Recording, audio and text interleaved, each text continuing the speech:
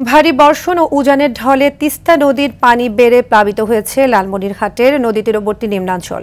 দেশের বৃহত্তম সেচ প্রকল্প তিস্তা ব্যারেজের ডালিয়া পয়েন্টে পানি বাড়ায় জেলার হাতীবান্ধা, কালীগঞ্জ, আদিতমারি ও সদর উপজেলার 12টি গ্রাম প্লাবিত হয়েছে। এতে পানিবন্দী হয়ে পড়েছে প্রায় 4000 পরিবার। পানি প্রবাহ স্বাভাবিক রাখতে খুলে দেওয়া হয়েছে ব্যারেজের 44টি জলকপাট।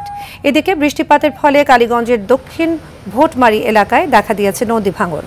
ভারী বৃষ্টিপাতের পূর্বাভাস থাকায় বন্যা পরিস্থিতির আরও অবনতি হতে পারে বলে সতর্ক করেছে পানি উন্নয়ন বোর্ডের বন্যা পূর্বাভাস ও সতর্কীকরণ কেন্দ্র।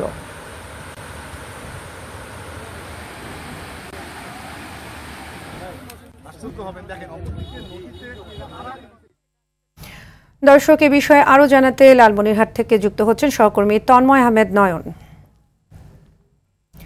নয়ন, তিস্তার পানি বাড়ায় সর্বশেষ কি তথ্য আছে আপনার কাছে, সেই সাথে জানাবেন সরকারি কিংবা বেসরকারিভাবে পানিবন্দী পরিবারের জন্য সহায়তা করা হয়েছে কিনা। সাদিয়া, দ্বিতীয় দফার বন্যায় লালমনিরহাটে কিন্তু প্রায় সর্বশেষ তথ্য অনুযায়ী 8000 মানুষ পানিবন্দী হয়েছে। লালমনিরহাটের 4টি উপজেলায় কালীগঞ্জ, হাতীবান্ধা, লালমনিরহাট সদর এবং আদিতমারি উপজেলার প্রায় 8000 মানুষ পানিবন্দী।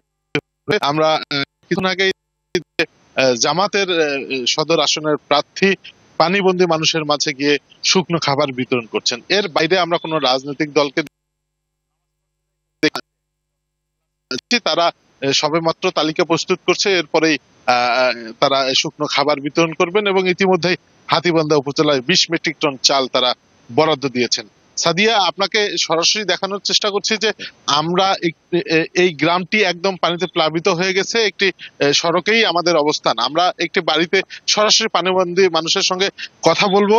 তারা আসলে খুবই কষ্টে জীবনযাপন করছেন। কোনোভাবে রান্নার, আপনি নিশ্চয়ই দেখতে পাচ্ছেন যে রান্নার চুলায় তারা কোনোভাবে রান্না করতে পারছেন না এবং পরিবার পরিজন নিয়ে যতটা উঁচুতে থাকা যায় তারা আছেন। আমরা কথা বলবো। ভাই, আপনার নাম কি? আমার নাম মোহাম্মদ রফিকুল ইসলাম। আচ্ছা, এই পানিবন্দী অবস্থায় আছেন, খাওয়া দাওয়ার কি অবস্থা এবং কেউ আপনাদেরকে ত্রাণ সহযোগিতা? না, এই পর্যন্ত কোনো ত্রাণ সহযোগিতা পাই নাই। আমরা শুকনো খাবার, বাতি,